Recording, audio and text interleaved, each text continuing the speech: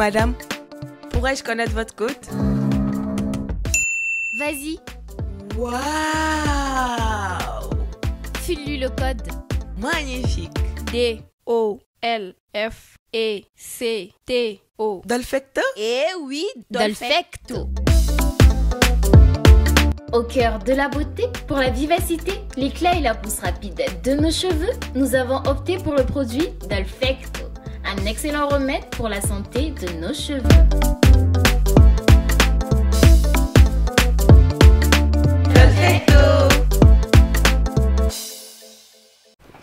Assalamu alaikum wa rahmatullahi wa barakatuh. Éclat TV channel muso denmisani mɔgɔkɔrɔba aw bɛɛ lajɛlen salamu alaikum aw bisimila Éclat TV kɛnɛ kɔnɔ. Éclat TV kanubagaw an b'a yira u la k'a fɔ ko bi ye juma ye bi ye lɔhɔrɔma don ye bi ye juma ye bi ye batokɛlenw don ye an bɛ dugawu kɛ Ala ka jamana suma Ala ka hinɛ tagabagaw bɛɛ la Ala ka yafa k'u ma u y'an kɔn kiti min na Ala ka nɔgɔya n'u bɛ taa jɛ min na Ala ka nɔgɔya Ala k'an bɛɛ lajɛlen ɲa kan an ta don kɔnɔ assalamu alaikum wa rahmatullahi wa barakatuh.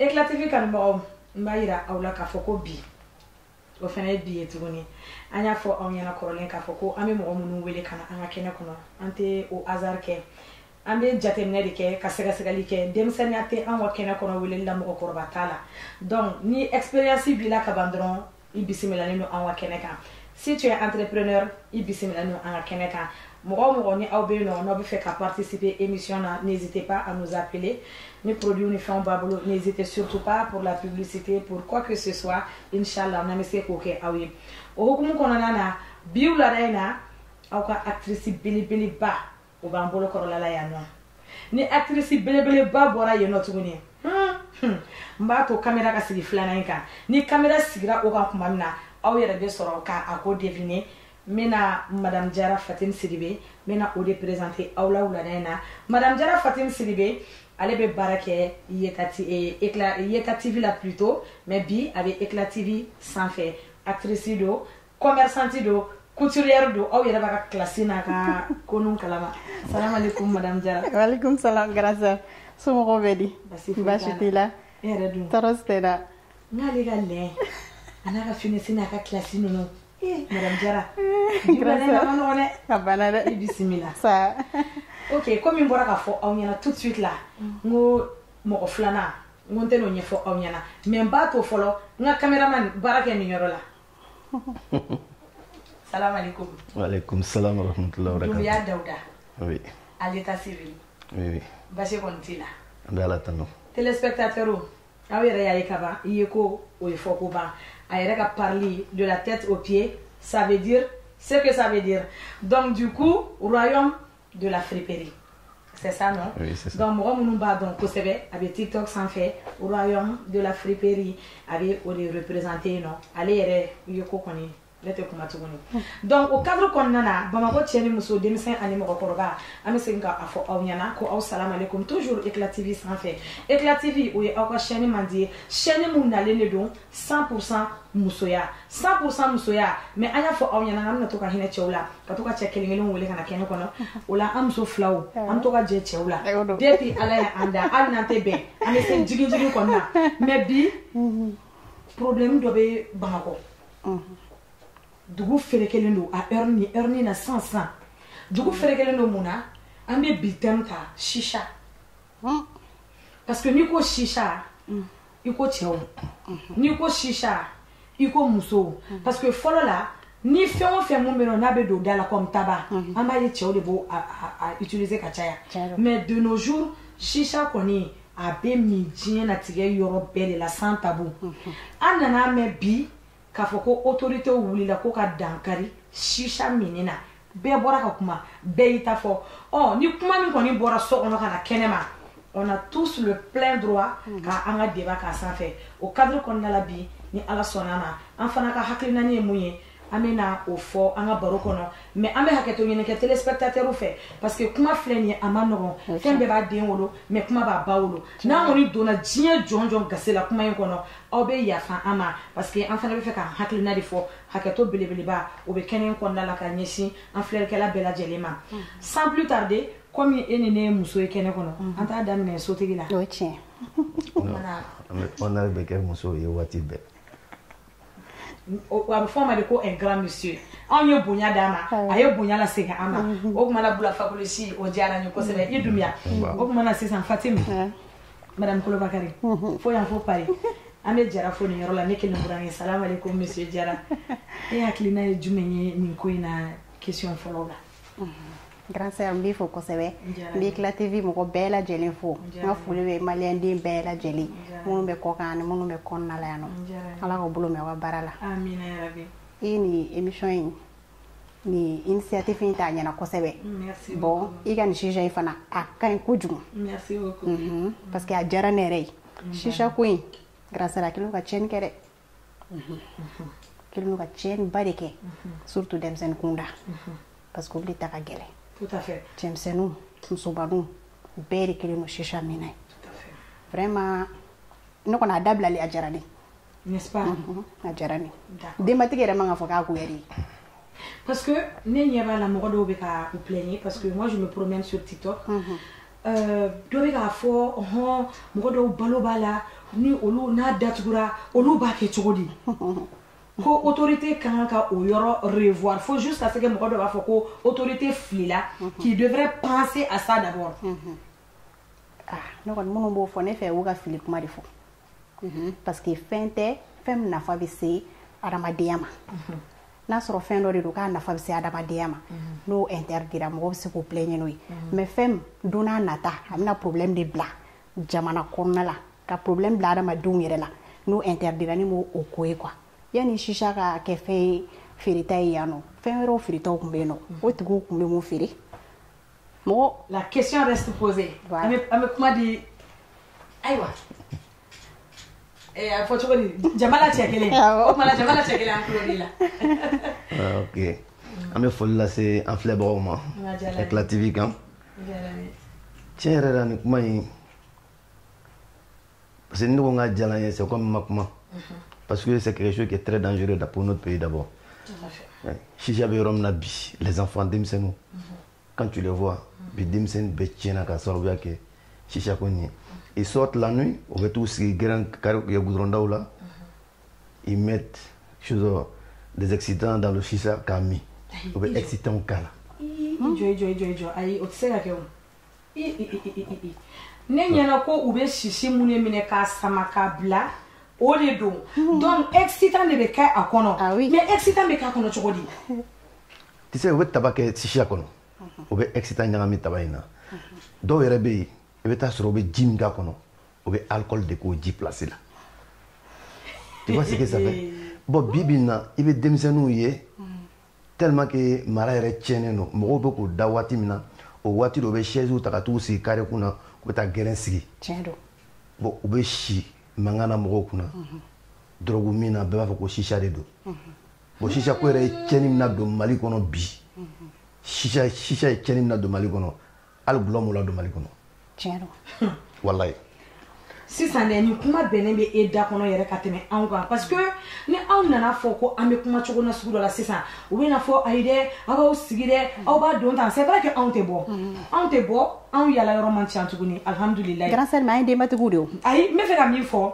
an yala yɔrɔ man ca mun na ne balimakɛ bɛ k'a fɔ cogo min na u bɛ fɛn dɔ de kɛ shisha in kɔnɔ au lieu de shisha yɛrɛ u bɛ mélange de k'a kɔnɔ bon ni ale tɛ o yɔrɔ dɔn a tɛ se k'a faamu n'a tɛ o yɔrɔ dɔn ka denmisɛnninw ye k'a kɛ i denw bɛ bɔ de o u bɛ bɔ u bɛ taa diɲɛ natigɛ fɛn fɛn kɛ ko denbatigi k'i lalen sunɔgɔ le yɔrɔ wa i lalen ɲɛna i den mana sen ta ka bɔ bilayi hali n'a sɔrɔ la a kɔrɔlen de don fo k'a si jɛ n'i den bɔra da fɛ dɔrɔn i bɛ kamana gan tiɲɛ don donc e de bɛ se k'a walawala n ye denbaw an bɛ se k'a faamuya cogo min na minnu bɛ k'u plaigner k'a fɔ ko a feerelikɛla baga minnu bɛ yen nɔ u taara ta ka na et puis u bɛ tila k'a fɔ tuguni ko vie chère ko la vie est chère ko malobɔrɔ taara yan fɛ ko sukarobɔrɔ jiginna yan fɛ tiɲɛ de don o fléau bɛ yen nɔ tiɲɛ nkalon t'a la mais an bɛ shisha ka étape de la fɔlɔ. grand sœur ne fɛ minnu bɛ k'o fɔ kɛ ko minnu bɛ k'a feere ko mɔgɔw donna olu garisigɛ la o tuma olu ɲɛ b'olu ka warini dɔrɔn de la olu de ta mɔgɔ kelen ni mɔgɔ fila ka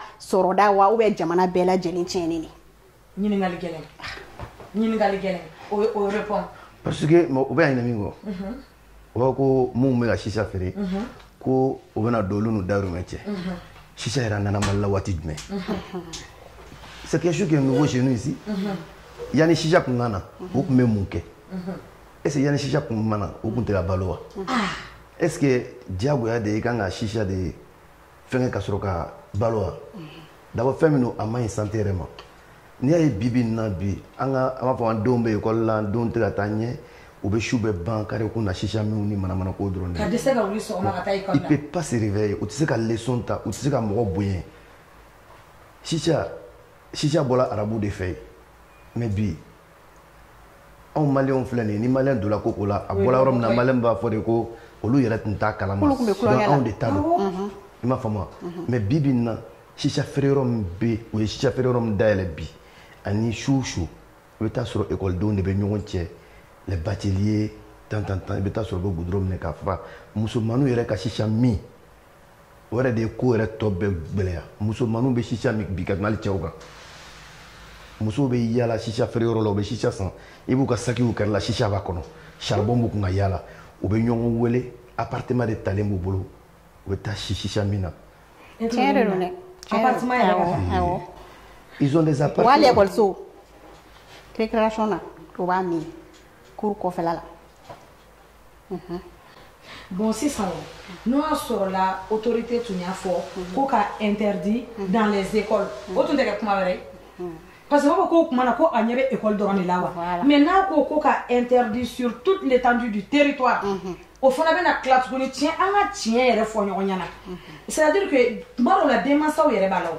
Démence au Bala, pourquoi? Parce que olu ba ye demsanu bolo u te se ka famia e flene ka gulo mi fo sabeto do alaw wallahi suma wallahi ne ra musigine fle ni ni ni nga wallahi ne dogoni ke ne ba fo mo shisha ine na te me keme kan ya gracias de ja ne te fo iro akola aga chano ye keme ne ga men klo la ko shisha be mi wana ni c'est aujourd'hui que je l'ai appris aba damne wakile ni la gayele mais era ka laje ali chekoroba munun be no ni olu be bokata kutara shisha mi yorla anaw mode na udin fla na kulo masama aw bebe taw fere ke nyona bonya be mi mara be mi mo be ka ine fendo ko jamana tsika jo galunga ni angu jamana ka jo mo me ka jamana joli barake ibe sonne on peut pas construire un pays sans sacrifice ma fama mais shisha queen ni no nga jala nyi makuma ere ni wa jala makuma parce que c'est tellement anyana fo ka damateme anyana fo ka se fo ka kerom no parce que demsani be de tienne no bi shisha o teta école là i wo ye école de saki bu bolo be ka ta ku beta école là mais ça y kono shisha de ba kono o ka shisha feni démonter le ma kono ali sufe bi ni de saki ba bola be ka bonne ala de shisha bara ba kono dutike munu yere ba sanga bla so kono dun est-ce que dutike mu yere bi kulo bi kanda le kan ali secrétaire ni de i ka duwona yere Dieu va t'acheter barata kasiki ka sokone bami ne ideo ye shisha mi lebisa kam fuyi nu ye cigarette mi lebisa kam fu hal nu ye drogue ta lebisa kam fu il y a yiru law non on fait tu sais il y a un problème shisha avec cheni mina do adama de ala de bado c'est comme la cigarette vous m'excusez du terme quand tu fumes celui qui fume la cigarette ani shisha dunga duguni cigarette be jouer ikan avait joué imusokan avait joué idenka al notami à travers le sang. Sireti, bo chicha dunga juno e. I wolodin ani muso, sireti be jouer une beka, chicha be jouer une beka. Mais malgré ça, il bi sigi, il ba mi parce que chama de la chicha mi na ka damne ka camélia e. Bo fouité mo blala ni complexité. C'est le complexe drone de dos. Moi j'ai fumé net cigarette mi ngateme. Et comme cigarette mi j'ai fumé 2 paquets de Marlboro par jour. Ceux qui me suivent, ils savent de quoi je parle. Mais les cigarettes blancs, depuis 2014, il faut bien bargala et ma dondala. Parce qu'en réalité, cigarette maï, ni cigarette maï, chicha mingo clé, c'est comme un paquet de cigarettes tu as fumé. Oh mais où t'es qu'à au famille, au moins que l'on va faire pourquoi, quand il y a une autorité qui a fait quoi chicha mi dabla, pourquoi pas cigarette? Nous comme chicha nana kuno, cigarette béano il y a des années, il y a des milliers et des centaines d'années. Halou te kile yere. Halou te alkili. Halou piru te kile. Na vrai, on be se gata 20 000 francs boka do chicha la. On be ta cigarette paquet ni fitini kele sans kemeni biduru kemefla. A tchalemba de nos jours, 1000 francs ou bien 1500. Mais chicha 20 000. Ni au klala kana fo mo na tukunu ko la vie est chère. ko pourquoi ko autorité te wuli ko baloko dese be no awon bodo ka asoro diena mo oda en tant que Russie kelen nunu ni Ukraine kelen nunu fe nunu be anka ali essentiel era taxi la ke taxi essentiel bilama yere o ka jugu ngata me dien fe be kan olugo fe nunu be prier le nunu donc da be se o mari parce que afora ko ka shisha min de dabla da so la ka se oluma mais mo shima wuli ki plaigne ka foko a tiena anga ni ketanto hein et puis grand sœur est ita la problème yi koy demsen munu bami ni anege wilu fait tanto o te barala e wol dum fara de ñoga na baw no fo ma war num do mo ta soro yere donc nous mo soro obligé le no ka choenike subhanallah ah oui obligé le no ka choenike ka ta do ala parce que nege de do na wilu fait ko ni war bi boyro yoro war bi boy o bi ta sanga do ala o beta problème mara do ya en plus j'ai même appris que kaka djugu bogotiki no makabu wa dengo gele côté oh drôme c'est plus que tout ça mais aujourd'hui Bogotiki ni meshisha mibi ni à 90% ta à bébé blomi ah oui parce que d'abord au lieu yere Bogotiki nous yere ko chemanu ma fouike au lieu yere nana kana yé ou be mune ke 600 ils ont formé des groupes ils vont prendre les appartements c'est la nuit au be rendez-vous di nyoma il be djie koko do au ba bedekay ils font tout là-bas faut reconnaître Chicha nana tchenim na do jamana ngono ala de ba don c'est vrai avec foko do be ka balo ala mais avec tchenim na do o de kololo ka bon ni mun be ka balo ala parce que avec ka walden do de tien avec ka bi jamana den do mun me se ka ke sini nyemo ya ko le tien mais franchement moi je ne be folie dit l'autorité malienne au moins qu'on manquait 2022 qu'on a katemeniga wallahi parce que bibina ni un genou bané no barama il y a tout ça dedans on veut tout sigi chicha mi al mi be se ka doni sur ka ta da fama ka fa de mo be ka ba de me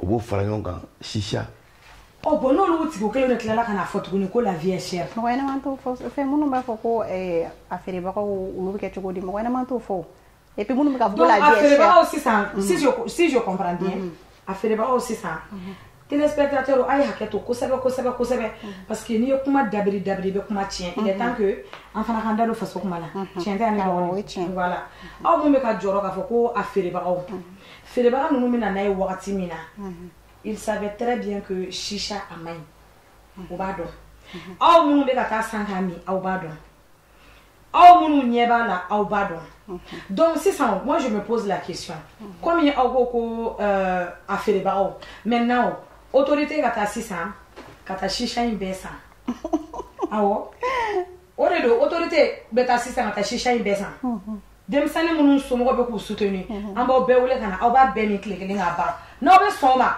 ne re be tibla fo kuluba awo ne be tibla kuluba wallahi ne be tibla asima ne be tibla PM ka tibla mali gouvernement bema si vous êtes d'accord avec ça en fana be anga o dama keleke ya non comment se fait-il que bossita o be fe o ka ke chogodi on va bla commentaire là ni mo remene ni commentaire là mbi bloqué ah oui odo amet la ki signaler fene awo ni o be fe aka mun be ka fere o lu ka war soro ou dairi me de bala mo cité do mo ni dairi me ni nyonche mais mun be ka fere il savait très bien que ka foko shisha kololo bala mais do be ba o be kla ka ta do ara sanga do be ba hali o be ka foko mun be bitiki on mi commande na bo do grâce à ni nere ni ngani ba fongo autorité yere mena ka soro amakele kenna ko imbali kwa o mena yere o itambalita ni ko yunga bali sta soro ni ko imbana mena amena mais komi malikura de ni ka dam de c'est ça donc nous be bala vraiment fin d'obéir il faut le dire il faut avoir le courage de le dire autorité o ma foi ke wallahi tout ce qui se passe aujourd'hui en a démission tieni c'est des politiciens qui ont détruit l'avenir de nos enfants. Politiciens de nous. Parce qu'ils ont orienté la jeunesse vers la drogue, l'alcool et le sexe. Politiciens drone ka barado. Bibina, mon baby, autorité baby, ils ont autre chose à faire. Mo betani kone don. Ame se ka fait on fait kebi kan autorité mo de me ame do de kuye. Inshallah. Ame do de kuye façon be jojo mo no boko baraw de ke. Parce que mo ka foko jamana ka die. tu aimes ton pays, quand tu vois tes autorités en train de travailler, tu ne peux faire que les féliciter. Il va essayer en politicien, il va essayer de démissionner dans sa akana sonner, il va essayer de en daroumer les balles. Ils vont corrompre les enfants. Politiciens drone de cabarado. Oh mais c'est ça. Au drone d'eau. Téléspectateurs, baro diara kosebe. Alisa ambaka parce que do boko mona ko pourquoi pas cigarette. Oh na fora c'est ça na ko ga maki udatu. O bena fo c'est ça na ko maki tigu. Olu fana bena muneke. Donc alcool kesso munu be no. Amé jama wele. O fana bébé mi. Cigarette. Amé cigarette fana bo parce que amé terrain belebele pas de louer ni kola. Pour que bekata sigi. Parce que ni kuma ke chogo. Faut doka faut de ko aika kumante ka kete. Une seule quand même est sûre, une chose est sûre et certaine que la décision a été signée et cachetée. Ni yame au dedans. Beoula yano ko neninga ke ko expression ko jumere atwa liberté d'expression. Liberté d'expression.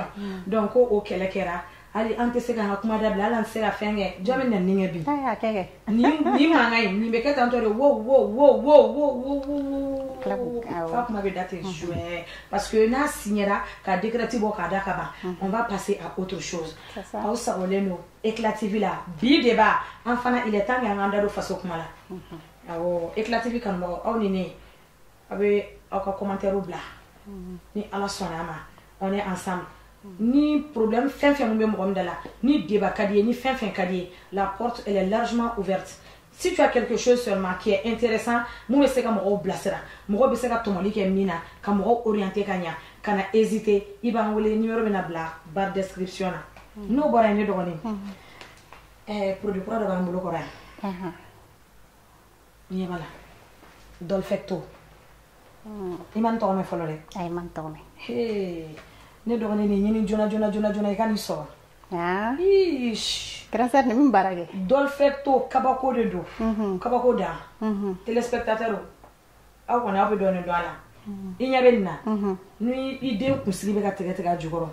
Era kunsigi be ka tege jugoro. Ko ke kunsigi be ka to ka mélanger to do la. C'est tellement pratique. Inya bala. Ati tege nogo, ati segen. A kasa bolente ka foko abe manaki ne dogoni be kugolo chidoron ka dondo racine jugoro ota banen koy ne dogoni ni do kugolo jugoro ka soro ka mo soro ki kugolo ke tanto ati be ka mne ko fe ka masse ni be relaxer aberi bala ak mam do yini na ni 3 minutes soro no be ka 4 minutes soro na refana tabala rek non ça c'est bon machine nous flène et chomina na be kuma shi ni kan tiya munu be bomo shi ba barbu banu fe abe era intéressé ko sebe wa be farishi aba makaya de ka ke bura ante rapide des cheveux problème foi dans la grâce ne ko ne do yin nga papa ay ne ni rebta ene ni meta awo ne kuma fo ngona do betao e fana na beta parce que ne kuma do fo parce que comme aller emprunter papaté non donc ne bon si ba créer donc ni me so ngane re demain abe ne mi bolo dun ak ma nga clan Dolfecto nga clan donc amena ni chi sabaye la puissance de Dolfecto vraiment OK amola donia toujours ka foko aw soroleno éclativi de la éclativi aw ka chaîne mandi inshallah ni ala ni kira sona ni ala ni kira manga jonya joana ko chama be ko fe kana mais o ko kum ko na bi juma bayna anya shisha reta awo nyore fo me clara segin oreka amanda do faso kuma la aywa ko ube fin do ala ube fin munu do ala o to lu sami ne fa franchement ni demsen yerete dono chinois dono jina morla ma de do mo shita do be boni fen yoro wallahi parce que ibaro et puis enfin fanani Dieu merci si tu as pu influencer mo shima bla la ka fo dondo ko autorité be se ka si ka miri kana sima depuis 2000 fala ko examen mal connaît à ma connaissance ma fo même donc koni depuis 1991 faut kana se bima examen mi kala asimi clair la nyoma ke mali kono folo Pour la première fois, école sur la téléphone parking ne kumbe.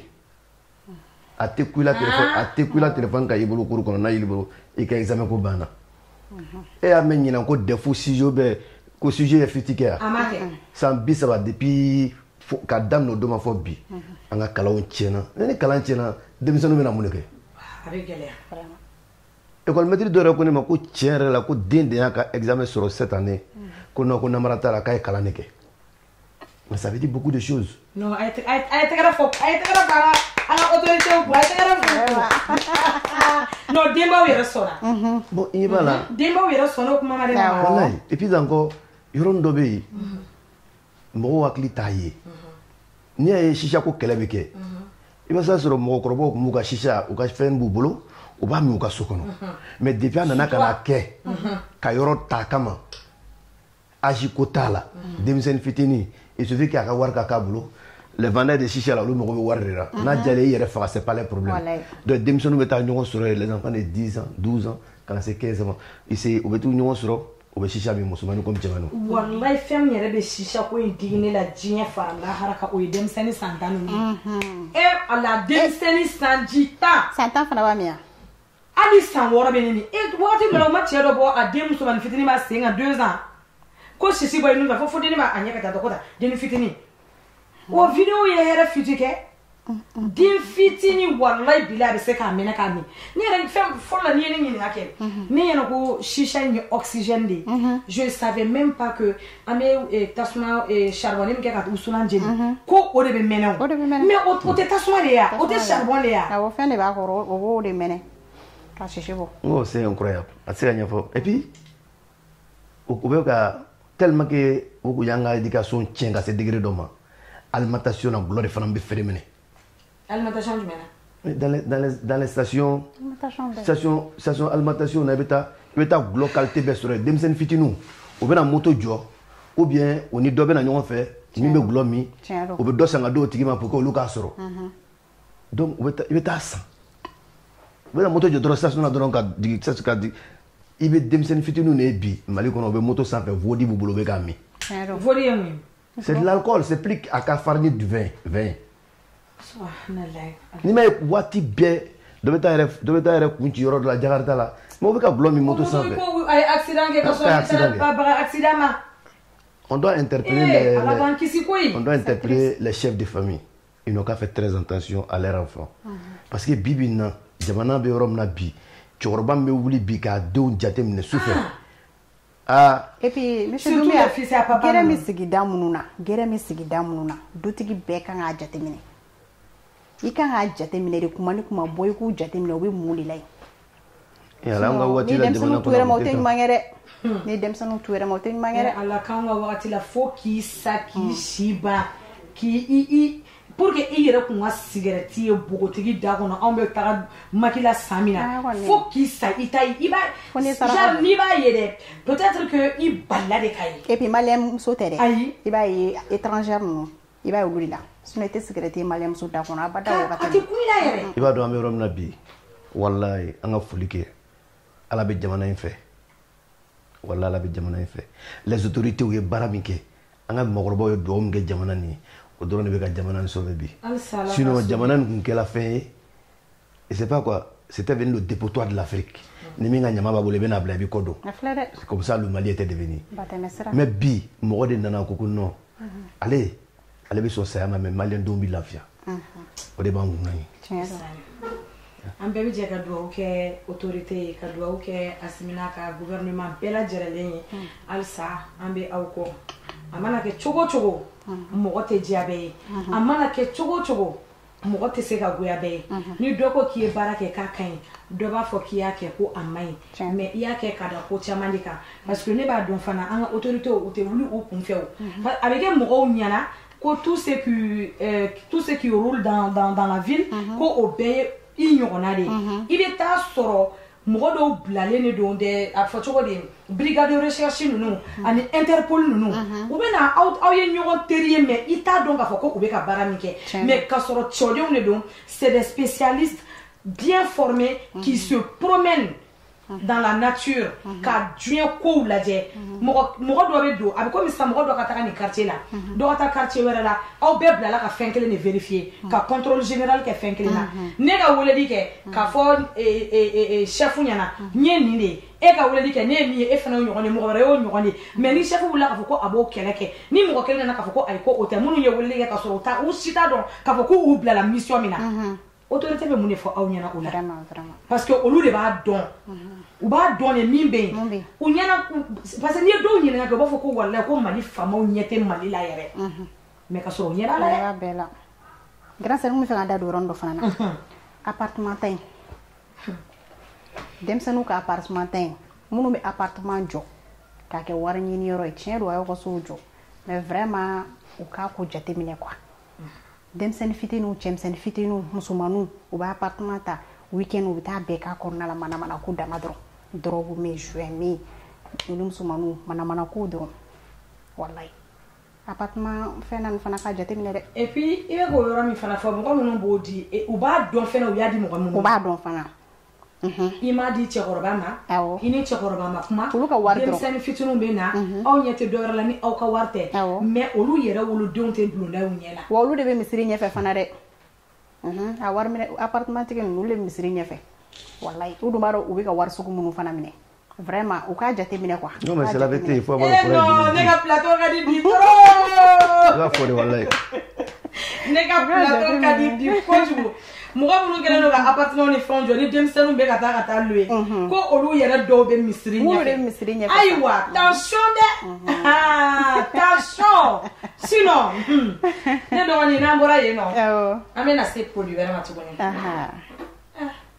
e tɛ nin lajɛ ta nin ye belebele dɛ tiɲɛ na a ɲɛ yɛrɛ bɛ cogo min na fɔlɔ n ye nin kɛ mɔgɔw ka fɛn na a bɛ sɔn ka ɲɛ dɛ a ɲɛ yɛrɛ bɛ kuma a couleur yɛrɛ bɛ kuma fɔlɔ ayi non mais n'i ye nin kɛ mɔgɔ ninnu ka fɛn na kɛ an ka mɔgɔ ninnu u bɛ fɛn dɔ wele u b'a wele ko ɲɛbɛ n'i ye nin k'a la a bɛ sɔn ka fisaya o ye jumɛn ye sɔ bon ne tɛna kuma sɔn ne bɛna fɔ ko ye jaralakaw ta ye ne burankɛ jara ne tɛna da don la nin mayonnaise kura bɔlen de ye bali mayonnaise voilà bali mayonnaise i yɛrɛ ɲɛ b'a la cogo min na tan tiɲɛ yɛrɛ la vinaigrette a tilala o de la n'a bɛɛ ye yɔrɔ mayonnaise dɔw bɛ dilan sous forme k'a kɛ buru kɔnɔ k'a kɛ fɛn misɛnnin ninnu caman na i bɛ nin kɛ i ka hors d'œuvre la k'i ka vinaigrette dilan n'i y'a k'a la cuillère kɛ k'a lamaga ko fila kɛ a tɛ kisɛ fiyɛ a texture ka ɲi fo merde o ye mayonnaise hɔrɔn ye ni mɔgɔ fɛn fɛn min mako bɛ bali mayonnaise la a caman a détail a fɛn fɛn sewu aw b'a sɔrɔ Djadje de bolo Djadje o ka téléphone numéro 70 10 99 54 n'an bɔra Djadje ka yɔrɔ la Djadje Kanfana voilà Djadje Kanfana bolo Segu n'aw bɔra yen nɔ Bamako aw b'a sɔrɔ Karim Dambele bolo au 76 60 98 14 n'an bɔra yen fana tuguni an bɛ taa Sikaso n'an sera Sikaso aw b'a sɔrɔ Batoma Kulibali bolo Batoma Kulibali o ye 66 14 00 03 bali mayonnaise aw b'a san k'an ka galon kɔrɔbɔ a hors d'œuvre wo a diɲɛ latigɛ fɛn fɛn n ko i tɛ fɛn caman yɛrɛ k'a la a bɛɛ dilannen don k'a ban pewu alimentation tigiw n'aw mako bala dɔrɔn aw bɛ weleli kɛ n ye numéro kofɔlen min fɔ sisan ni ala sɔnn'a ma aw tɛ fɔ aw jigi kɔ fɛn ɲuman b'a yɛrɛ feere fɛn ɲuman b'a yɛrɛ feere de a ka ɲi fo merde k'a sɔrɔ denmisɛnninw na fo merde fo ça va pas ala donc ne dɔgɔnin an ka kulun bɛ ɲini ka se Shana dɔɔni après chaque émission an bɛ prestation dɔɔni kɛ ka an éclater k'an bɔ ɲɔgɔn na éclat k'an fari bɔ ɲɔgɔn na éclater de voilà donc bi éclat TV kanubagaw an y'a fɔ aw ɲɛna cogo min na après chaque émission an bɛ prestation kɛ bi prestation surprise ba de bɛ bi prestation kɔnɔna na ne b'a dɔn sisan aw bɛ yɔrɔ min na juma jiginna a y'aw ka dumuniw kɛ aw sigilen don sisan ka éclat TV lajɛ e min sigilen don ka éclat TV lajɛ i salamu aleykum nin wagatinin na an ka denmisɛnnin kura dɔ bɛ yen nɔ talent bɛ ɲini k'a fɛnɛ bana de n t'a fɔ k'a faga dɛ parce que n'a fagara tɛna na fiti fɔ e m'a ka clip ye clip du même. Et chaque flûte. Ah oui. Ah Oh, oh. Chaque flûte est bien saine. Afana avec un ouli choko namba finyana. Amano on donc on y on. Amena Sony. Ka chaque flûte lajɛ k'o kɛ ka an ka émission kuncɛ yanni o la a b'aw ka kuma laban fɔ parce que ne b'a dɔn n'an nana wuli ka dɔn kɛ sisan an bɛna essouffler voilà donc du coup a b'aw ka kuma laban di inchallah émission sera a banyɔrɔ la ayiwa ne kɔni ne ka kuma laban ye mun ye vraiment autorité ye nin kɛ mun na a ɲɛna u kana décourager fiyewu mɔgɔ ka bagabagali ka n'u la décourager foyi u ka continuer nin fɛ ni mɔgɔ minɛna o ni ni taara tile 2 tile 3 kɛ woni na donc an ka est-ce qu'on peut donner mieux 3 mois est-ce que 3 fara ɲaga ka kɛ 6 ah voilà insultez-moi doucement awɔ ni minɛna dɔrɔn woni ok o diyara n ye kosɛbɛ folikan t'i bolo k'a lase mɔgɔ ma bon bɛ bɛɛ lajɛlen fo o diyara n ye n bɛ yɛrɛ fo kosɛbɛ ala k'i bolo mɛn i ka baara la amina yarabi nse mais ne dɔgɔnin e ka couturière ko ni fɛn ninnu e ma dɔɔnin f'an ɲɛna o yɔrɔ la dɛ tellement que chicha ko y'a traumatisé a filɛ grand sœur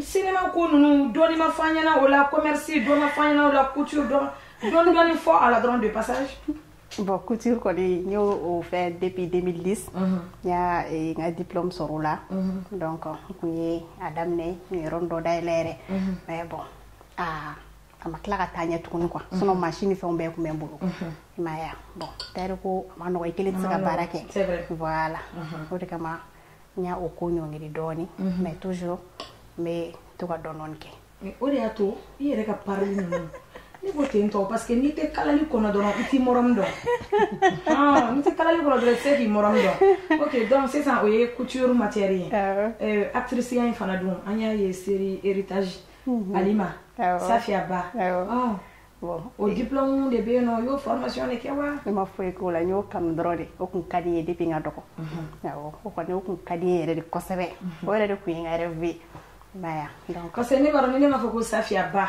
Alima surtout Alima bɛ yɔrɔnin min na sisan Safia ni Baya bɛɛ kamana gannen de don donc an bɛ Alima ɲininka o yɔrɔ la kosɛbɛ d'accord o diyara n ye commerce in fana toujours alhamdulilah ok d'accord o diyara n ye kosɛbɛ an ne fana kun ye ta daminɛ Sapman royaume de la friperie TikTok fana sanfɛ téléspectateur jeu n b'a dɔn aw b'a dɔn aw t'a dɔn wa sapu in dun a y'a fɔ k'a fana ka fitinin fɔ an ɲɛna a ka kuma laban na pourquoi au royaume de la friperie et puis commerçant chaussures est-ce qu'on y'a ka chaussures griffées là ni hakili bɛ ni samara in na san min na o tɛ biye dɛ mais ne ɲɛ b'a la ale tilalen don k'a don o dun wagati y'a sɔrɔ c'était cher an dun bɛ don min na komi sisan nɔ ça doit être plus cher encore donc n'i bɛ se ka dɔɔnin fɔ an ɲɛna sapologie ninnu kan bon tu sais la sapologie c'est quelque chose c'est très simple faut rester soi-même quoi ce qui se voit une noblesse s'apprécie à joie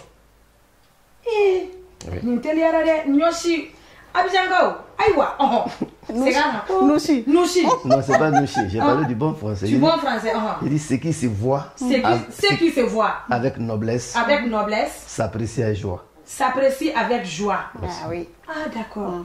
Ah, c'est qui? Ce qui se voit avec noblesse. Ce qui se voit dans la noblesse. Ce qui se voit avec noblesse, s'apprécie avec joie. Avec joie. Vraiment, une français encore. Non, bon, tu sais que dans la vie, c'est quand même souvent surprenant. Moi, je n'ai jamais été à l'école aussi. J'ai jamais été à l'école un jour. Et Dieu merci, je me suis promené un peu à travers le monde. Tu vois. Le sap, c'est quelque chose, il faut rester soi-même. On vous parlait de ma chaussure que j'ai portée. Ça, c'est une Timberland. Ça fait 320 €. Moi, je finis la canne, moi, Timberland. 320 €. Ça fait 320 €. O tɛ 500 000 de CFA la. Oui, a ma jaw la dɛ. A ma t'o bɔ. Mais a bɛ bɛrɛ kɛ. A ma jaw la. A t'o bɔ. A t'o bɔ. Non, non. 300 €, 100 €, o tɛ 100 €, 1,7. 1,39. An ka kɛ 1,40. Bon, c'est quelque chose. La boutique, c'est à Kalabangourassi. Je vends que des originaux, mais dans la friperie. Ah, d'accord. Je ne vends pas ce qui est nouveau, je vends la friperie. Uniquement que la friperie. Mais nouveau, il est. Non, pour les connaisseurs, c'est ce que je viens de dire. Ce qui se voit est noblesse, s'apprécie avec joie. Ce qui se voit Ce qui se voit avec noblesse avec noblesse s'apprécie s'apprécie avec joie. avec joie. Ce qui se voit avec noblesse s'apprécie s'apprécie avec joie. Youpi, c'est là. Parce que il y a des gens qui ne comprennent pas l'original et le local. Fait que l'on tête serait clé. Tout à fait. Donc, nous, franchement, quel que soit le pays qu'on a, on préfère s'habiller en original. On se néglige pas. On se néglige pas. De passage, mais Congolais au fond, Congolais de Bessega, Congolais a un million de filles, n'a pas parlé qu'à griffer les mots. Oui, mais Abou Dita l'a dit. Il dit il rend hommage à la famille de l'animal qu'ils ont tué pour confectionner sa chaussure. Adorable. Tu rends hommage à la famille de l'animal qu'ils ont tué pour faire Timmerland. Ouais. La sapologie, c'est que la sapologie, ça n'a pas de... La sapologie n'a pas de limite, au fait, ça n'a pas de frontières. Ça n'a pas de frontières. En tant que jeune, tu es jeune, comme on le dit, on dit tu ne veux pas vieillir. Non, non, non. La vieillesse, ça c'est dans la tête. Ah oui. Tout à fait. Mais prends soin de soi. Viens de toi-même. Tu vois. Quand tu es jeune, porte ce qui va avec toi. Carrière de quoi. Oui. Hein? Oser. Il faut oser. Voilà, je n'y sors. Hey, Bimaï. Parce que on s'habille, hein, on se sape. Les enfants connaissent. On sort, mais quand on s'arrête, quand tu regardes la chaussure, tu sais que non, c'est pas la même chose. Quand tu regardes la montre, tu sais que c'est pas la même chose. Tu regardes la chaussure, les chemises, les t-shirts ou les pantalons, tu sais que c'est pas la même chose. Même les bagues là aussi. Non, ça connaît pas. Connaisseur connaît. Connaisseur connaît. Enfant de faire une wardela. Aïe, c'est un dos et un beau black et faire. Oh, mana, aïe, oui, Jonah, un assoge, éclaté comme bon. On va prononcer la chana. On va la oublier ça, donc, à tout de suite.